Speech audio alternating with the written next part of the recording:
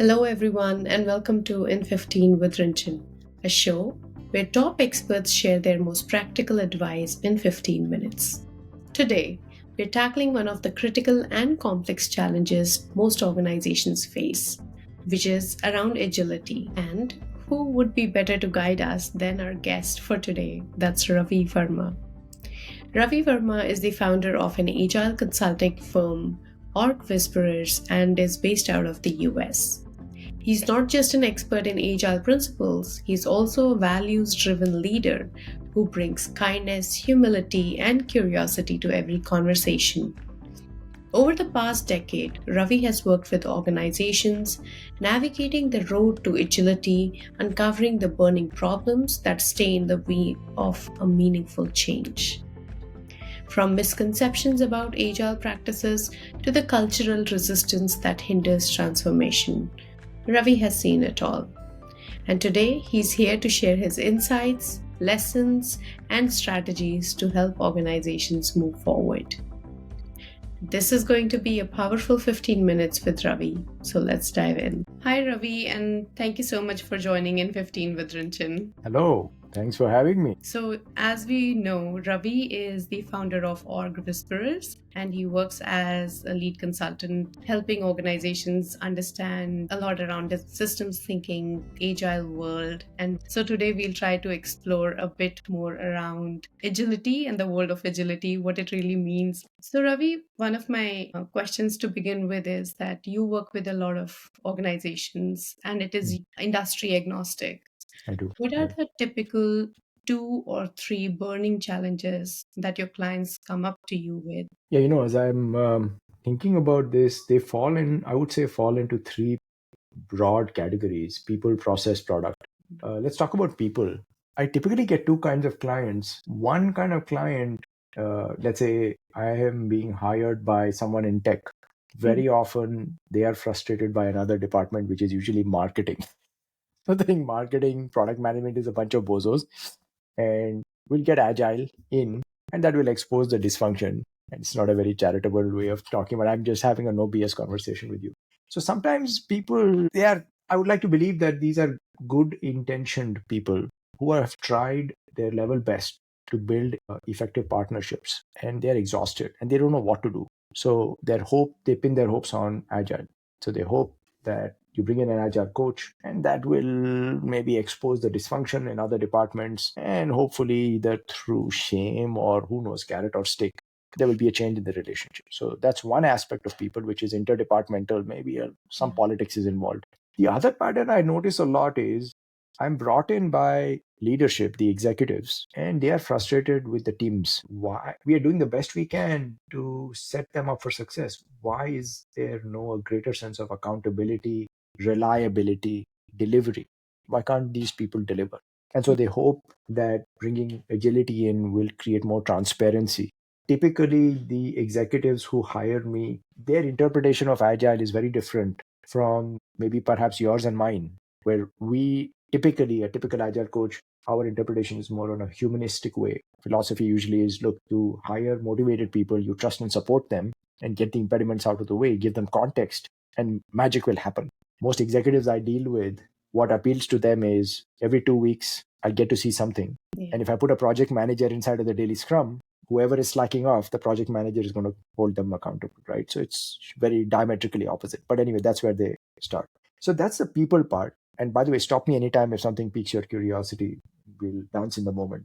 The product part is I have an idea. Usually there's a visionary entrepreneur or a founder who has an idea about what the product needs to do, but they are struggling to take that idea and distill it down into actionable items that can be executed in a scalable way by the teams. And there might be like a product owner in between if the founder is not a product owner, and maybe there are some business analysts, and then there's coders and testers, and it all gets diluted.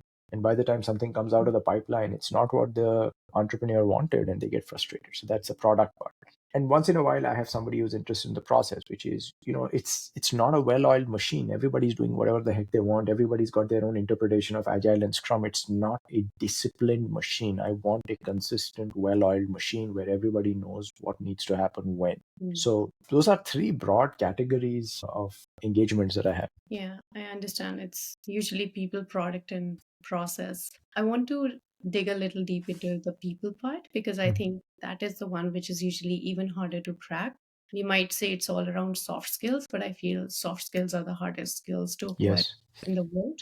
You spoke about two things in people part. One was the interdepartmental conflicts, and then the other was lack of accountability that is perceived by the leaders. It may or may not be there. It could also be lack of clarity, which sort of leads to lack of accountability. Yeah. Yeah. But help me understand a little more in terms of the conflict part of it, right? You said that there might be a positive intent around what people are trying to do, but usually doesn't align between the two functions. So what are your suggestions, especially in the world of startups? Suddenly there's so much scalability which is happening within the organizations. You go see them going from 0 to 200 in a matter of years. What are your suggestions, especially to new team managers, around managing those conflicts or how to minimize them right at the beginning? Yeah. And if I look at the root cause, so I'll draw upon my lived experience as a software engineer. So I started off as a software developer. I used to do coding C, Visual C++, Oracle. And what I noticed happen most of the time is that the smartest developer gets promoted to maybe tech lead to manager, manager to director. And usually the smartest developer loves to code, doesn't want to mess around with human beings. And when we promote that person, we take away what gives them joy and we give them what sucks the joy out of their life. Also, we rarely give them the tools or the training to prepare them for that culture shock, which happens when you switch from an individual contributor to a manager. Yeah. Because now, not only do you not get to do what you love, how do you figure out where to draw a sense of fulfillment from? Because if you're coding, you deliver a feature, you deploy to production, you get, I did something cool. When you're not a coder, where does it come from? So I feel that we have let our leaders down in the tech industry, perhaps by choosing the wrong people to put in positions of people leadership, and then also making sure that we set them up for failure by not giving them any training. So the first thing and there's a triple whammy. The triple whammy is typically techies like me, we have a bias. There's a glass ceiling where we feel that all these soft skills, this is all touchy-feely nonsense. So the very thing which is essential, the oxygen that is essential, is devalued. Yeah. So before we go into the solution, it's important to diagnose the problem. One of the trainings I attended, the trainer said a mediocre solution to the right problem is better than the perfect solution to the wrong problem. I agree. So I think one of the root causes is there is a glass ceiling in the tech industry where introverted coders like me don't value the human aspects. Point one. Point two, we promote the wrong people. Point three, we don't give them any support. I think that is one challenge. Now, your question was, what about conflict? And I believe conflict is very powerful. So I struggled with conflict resolution all my life, and I wanted to get better at it. So I Googled world's best conflict resolution tool, and it pulled up TKI, Thomas Kilmann Conflict Mode Instrument. I found out who. There were two people who created it, Ken Thomas and Ralph Kilmann. I found their email. I sent them an email. I said, I want to get better at conflict resolution. Will you help me? They were such amazing people. They actually met with me. I attended the training by Ralph Kilmann and I got certified. One of the things that he told me, and he's the guy who told me a mediocre solution to the right problem is better than the perfect solution to the wrong problem. And what they taught me was, Ken and Ralph, that conflict is a very powerful force. It's kind of like a car. You need a car to go from point A to point B. Yeah. But if you don't get trained on driving a car, you'll have accidents. You'll hurt yourself and others. Conflict is similar. It's very powerful. It must be harnessed. But we don't get any training in conflict resolution. So reframing our relationship with conflict is an important skill that is needed. Now, techies who don't want to talk to another human being, even on a good day, are even less likely to want to talk to another human being when things get turbulent. I used to be the guy who would send an email to someone sitting across from me. Yeah. And why? Because it's difficult. Or maybe I used to think, they'll get disturbed. Let them read the email. Who knows, right? So it was pretty weird. So even on a good day, I want to talk to them. And when it gets difficult and choppy, it's even more difficult to talk to them. So anyway, so these are some. Before I go into the solution, these are just some of my observations. I have a perspective. I'm an opinionated guy. Just because I have an opinion doesn't make it right. So I want to pause and just check in with you. What do you think our listeners might be curious about? I concur with you, but there's one catch here, and that is what has been my experience so far. You're right that whenever it's at the top notch coder, they don't want to be a manager. But they also have this thing wherein they don't value somebody if they have not, don't have an expertise in coding Yeah, themselves. So they don't want to really listen to it, yeah, And I think that's where that glass ceiling has started building, because 80% of coders that I've seen in my life, and I know that I am also guilty of reluctantly moving some of them into managerial roles, are the people who don't want to take up those roles. But then if I have somebody who doesn't have the same kind of expertise, yeah, they yeah. don't even want to report to them. So that also causes a lot of friction. Yes. I don't know And what your experience has been there, but I've seen that. that was my experience. So I was not the sharpest developer in my team, and Mhm. I got promoted to a managerial role very early. Hmm. And I always sensed that tension Yeah. that from my developers that, come on, man, you can't do what I can do. So Yeah. absolutely, there is that contradiction Yeah. where the smartest developers may not want to do that job, but conversely, they may not respect someone who is not sharper than them. So yeah, it's the tech industry. We are all messed up.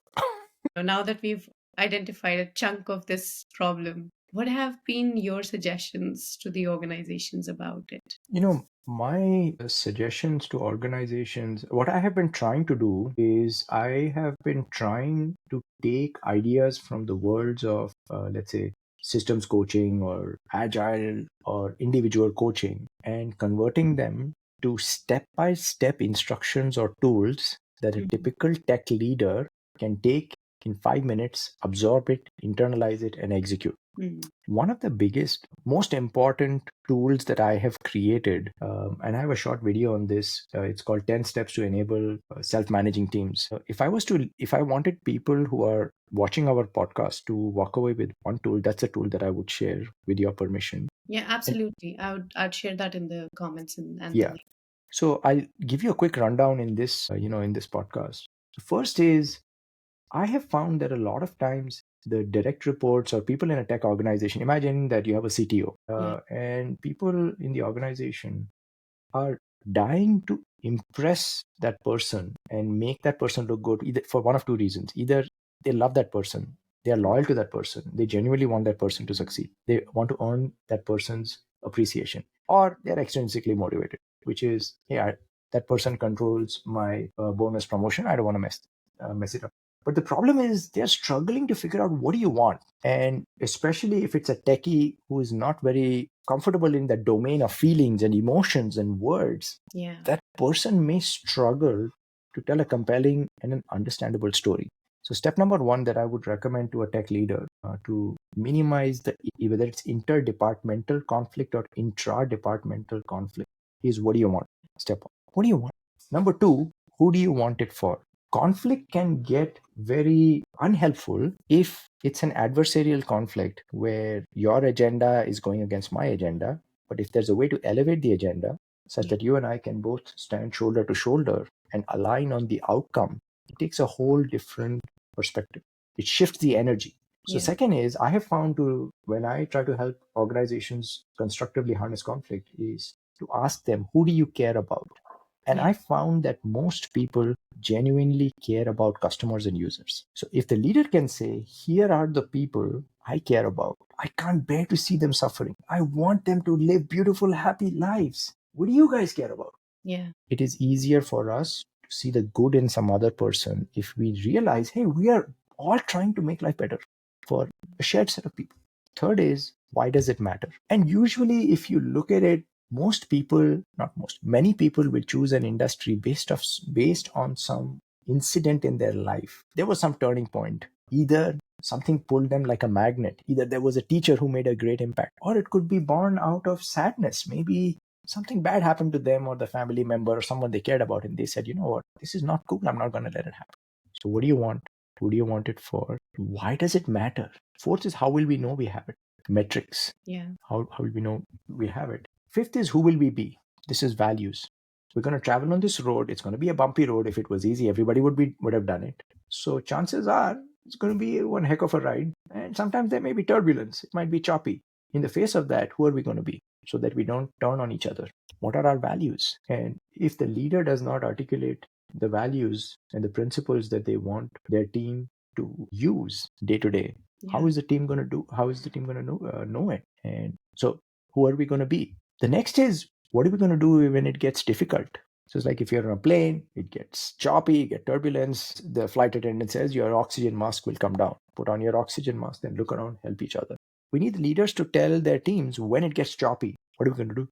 When it gets choppy, what is our oxygen mask? Yeah. The next is, how are we going to check in? Yeah. Because imagine there are 26 sprints in a year. There are 52 weeks in a year. And if you have a 200-person organization, you can't have 200 one-on-ones. You need a cadence, a scalable cadence for executives, stakeholders, and the team to check in a structured way. How are we going to check in? The executive may also want to check in with their direct reports on some cadence, or maybe small groups. I don't know. But if we don't have a regular feedback loop for people, product, and process, then we become pressure cookers where the resentments, the disappointments, the frustrations, they keep accumulating and explode. So how are we going to check in? And maybe one last thing would be, how will we know it's time to move on?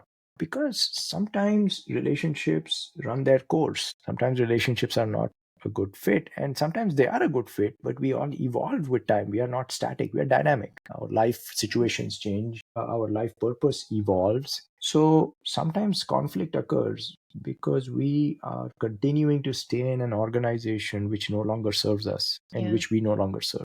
So how will we know, what, this song is not for me, my heart's not dancing anymore, I think it's time to move on? And how do we bring things to a graceful close? So these are some questions that I like to give to my tech leaders who are struggling and who know they're struggling, and they don't have time or interest to go to like thousands of dollars worth of training. Like, can you just give me something quick and let me just go deploy to production and try it and see what happens? And when I get stuck, I'll come back. So this is something I want to share. I think this is remarkable, Ravi. Thank you so much for sharing it. When we talk about coaching, we talk about Agile. One of the things that I've seen tech people especially struggle with, they feel like it's a very long-term thing and they always want the immediate solution. They want their code to work now, debug now. That is usually the mentality. And I think this process with these questions, asking the right questions is so important.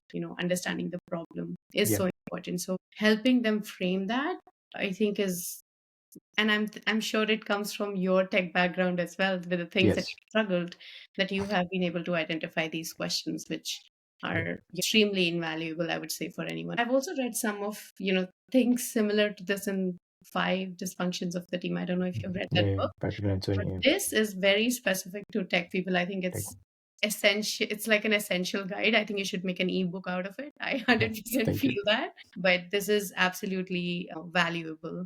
I know we are a little past 15 minutes, but I think everybody would want to sit back and listen to this conversation. And I definitely feel we need a part two to this. Thank you so much, Ravi. This was wonderful. And we are definitely going to have a part two with you to dig a little more deeper into the other dysfunctions around process and product as well. Looking forward to it. Thank you.